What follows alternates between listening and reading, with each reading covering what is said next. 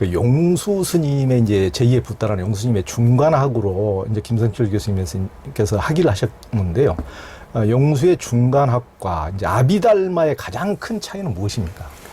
그 아비달마 아마 저 영상 시청하시는 분 가운데 아비달마 용어도 처음 듣는 분 같습니다. 그렇죠. 그래서 용어 일단 해설을 하면은요. 아비달마 할 때 아비는 영어의 about 뭐에 대하다 그런 뜻이 있습니다. 다른 말은 법이고요. 예, 예. 그래서 이제 번역할 때 현장 스님이 현장은 그 소유의 주인공 모델이었죠. 이분이 대법이라고 번역하기도 했어요.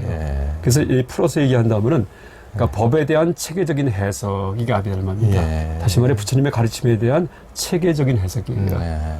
왜냐하면은 초기 불전에서는 부처님께서 이 법을 설하실 때 상대방에 따라 설하셨기 때문에 그렇죠. 이제 어떨 때는 높은 법을 설하시고 가르침, 어떤 경우에는 아주 낮은 가르침을 설하시기도 하고 그게 사안설되었다, 흩어져 설했다 이렇게 합니다. 근데 돌아가신 다음에 열반하신 다음에 그거를 그 초심자부터 나중에 깨달음을 얻을 때까지를 일목요연하게 정리한 게 아비달마입니다. 그래서 이제 아비달마 불교가 하여간 법에 대한 체계적인 해설이다라는 면에서는 참으로 너무나 중요하고 또 저는 아비달마 그 불교가 불교 입문이다 이렇게 합니다. 그걸 알아야지만 불교 세계관, 인생관, 수행관, 가치론 뭐 다 할 수 있습니다. 물론 양이 너무나 방대합니다. 근데 이제 그렇게 체계적으로 정리하는데 의견이 이제 하나만 있으면은요, 이러면 문제가 안 돼요. 근데 정리하는 사람마다 의견이 좀 갈려요. 그래서 한 90%는 비슷하게 정리하는데 나머지 10% 정도가 조금씩 충돌합니다. 그러면서 부파가 갈라집니다. 그렇죠. 그래서 이제 아비달마 불교를 다른 면에서는 부파 불교 그렇게 합니다. 그러니까 정리하는 방식의 차이가 있기 때문에 그래서 이름이 뭐 상자부, 대중부, 뭐 설일체유부, 경량부 이렇게 나눠집니다. 그래서 나중에 한 20가지 부파가 돼요. 그러니까 서로 내 정리가 더 옳다고 우리가 정리한 게 더 옳다고 이렇게 다툼을 합니다. 그랬더니 그 다음에 나타난 게 대승반야사상이에요. 부처님의 원래 뜻이 그게 아닌데 왜 뗏목 갖고 싸우느냐. 뗏목 버려라, 뗏목 버려라. 그래서 이제 반야경에 보면은요, 모든 불교의 법들을 다 비방합니다.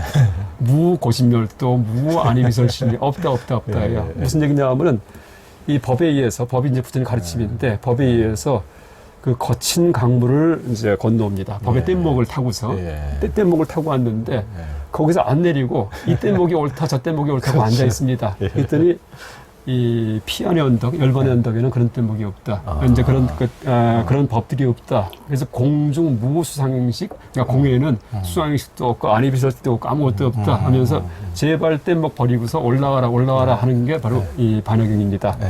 그래서 이제 반야대승에서는 아비달마 불교를 뭐라 부르냐 하면은 소승불교 그럽니다. 그래서 소승불교, 아비달마 불교, 부파불교가 다 같은 얘기입니다. 근데 공통점은 그러니까 법에 대해서 정밀하게 분석하고 법에 대해서 정밀하게 정의를 내립니다. 근데 정의 내릴 때 그게 같은 정의가 내려지면 좋은데 다 달라져요, 정의가. 그럼 무슨 얘기냐면 정의 내리는 그런 그 행위 자체가 문제가 있는 거구나. 나는 이제 그런 점을 입증하는 게 됩니다. 그래서 이제 용수 스님의 중원학이 탄생하면서 다시 말해 반야 공사상 이 탄생하면서 이제 그런 법들은 원래 다 실체가 없는 것이다. 근데 그냥 그렇게 주장하는 게 아니고요. 왜 실체가 없는지를 논증을 해줘요. 그래서 이제 법을 버려라. 그러니까 뗏목 버려라. 그래서 뗏목을 버리게 만들기 위해서 논리적으로 설득하는 것이 중간학이다. 이렇게 볼 수도 있겠습니다. 근데 그 법에 의해서 이제 가르침을 체계화하려면 다 언어 문자를 사용해야 됩니다. 언어 문자를 갖다가. 근데 언어 문자를 사용해서 우리의 생각이 돌아가는 게 왜 실제 세상과는 무관한지를 논증을 해요. 무관한지. 세상과 전혀 상관없이. 이제 그렇게 그 언어 문자가 작동합니다. 그래서 그래서 중관학의 그 논리를 갖다가 반논리 이렇게 하는데 그러니까 논리적으로 이 정리한 그런 교학들을 이 논리 그 자체가 문제가 있다는 점을 폭로해가지고서는 다 허물어 줍니다. 그래서 이 중관학은요, 그 쉽게 얘기하면 법공사상 이렇게 할 수 있습니다. 법공. 그러니까 법이 공하다. 또 아비달마 교학은 법유사상. 법이 실제한다. 법이 실제한다 할 때 보통 리얼리즘과는 달라요. 그러니까 실제로는 무슨 컵이 있고 사람이 있고 하늘이 있고 땅이 있고 이게 실제론이에요. 근데 이 법유로는요 그게 아니고 지수 화풍 4대가 실제한다. 그게 모여서 이루어진 컵은 실제가 아니다. 안 이 비설신의 이런 것들이 실제한다. 예. 그렇지만 그게 다 법이에요. 눈, 귀, 코 같은 게. 근데 그게 모여서 이루어진 사람은 실제하지 않는다. 무하다.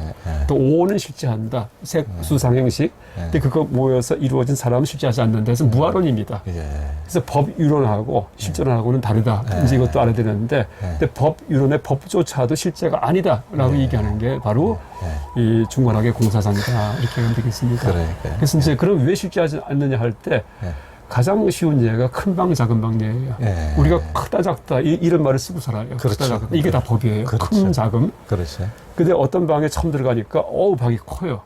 아, 이건 큰 방이구나 했는데 어떤 사람은 같은 방에 들어왔는데 작아요. 왜 그럴까요? 앞에 들어온 사람은 큰 방을 염두에 두고 들어오니까 그렇죠. 작아지고 뒤에 들어온 사람은 작은 방을 염두에 두고 왔는데 커지고요. 이리 됩니다. 그러니까 비교하고 상대해서 그럼요. 연기입니다. 그러니까 실제 방의 크기는 크지도 작지도 않아요. 그렇죠. 그러니까 한자로 비대 비소 해도 돼요. 이것도 아니고 저것도 아니다. 이게 공사상이고 이게 중관학인데 지금 말씀드렸듯이 그러니까 연기, 그러니까 비교 의존으로 이제 그런 착각이 발생한다는 걸 계속 논증하는 것이 중관학입니다. 근데 그 소재가 큰 방, 작은 방 정도가 아니고 이제 아비달마 교학에서 썼던 법들, 그 법이 수백 가지예요. 이거 하나하나를 가져와서 다 논파합니다. 외국 문제에 대해서. 이게 중관학이다. 그러면서 부처님의 그 원래 가르침의 참 뜻을 되살렸다 해도 됩니다. 왜냐하면 부처님께서 사념처 처음, 그러니까 사념처 우리 생각을 두어야 될 곳 네 군데, 이 사념처인데 여기 그 법문하실 때 신수심법 마지막에 법이에요. 그러니까 몸과 느낌과 그다음에 마음과 법에 대해서 몸은 더럽다. 나중에 시체가 되니까 죽어서. 그다음에 느낌은 괴롭다. 그다음에 마음은 무상하다. 법은 무하다. 실체가 없다. 틀림없이 법의 무한을 말씀하셨거든요. 그랬는데 후대 아비달마 교학에서 법에 실체가 있는 것처럼 자꾸 얘기를 합니다. 그랬더니 원래 초기 불교의 부처님 가르침에 정신 돌아가지고 회복하자 하는 게 바로 중관학입니다. 그래서 이 대승반야 중관학이 초기 불교의 가르침에서 멀어진 게 아니고요. 멀어졌던 가르침을 또 누락시켰던 가르침을 다시 회복하는 원상복귀했던 이제 그런 그 어떤 가르침이고 사상이다 이렇게 볼 수 있겠습니다. 그러니까 그런 그때 당시에 그 수천 년 전의 논쟁이 지금도 계속되는 경우를 많이 보는데 그러니까 예를 들면 이제 뭐 무상 무화 법 이런 것만은 그 진실된 법이 아니냐 그것조차도 그 체화되느냐 하여튼 그거 가지고도 최근에 논쟁하신 분들 봤거든요. 뭐 중론 보면은 틀림없이 나옵니다. 무상 무화 다 방편설이다 이렇게 나옵니다. 그러니까요. 또 초기 불전 보면은요 무화도 처음에 말씀하시다가 어떤 비구가 그러니까 무화입니까 하고서 외도가 여쭈니까 답을 안 하세요. 그럼 자아가 있습니까? 근데 여쭈니까 또 답을 안 하세요. 그다음에 이상하다고 갔어요. 그때 안한존자가 옆에서 듣고 있다가 부처님 평소에는 무화 하시더니 왜 이번에 답을 안 하십니까? 이렇게 여쭈니까 답이 뭐냐면은요.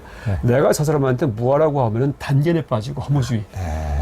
그 다음에 자아가 있다가 하면 상견에 빠진다. 연애는 단견과 상견을 떠난 중도에 의거에 설법한다 하면서 12연기, 그러니까 연기법을 설하십니다. 그래서 무화도 초기 불교의 진짜 가르침은 아니에요. 그러니까 무화도요, 자아를 너무 주장하니까. 그러니까 우파니샤드의 아트만론. 이게 너무나 극성부리니까는 그런 건 없다.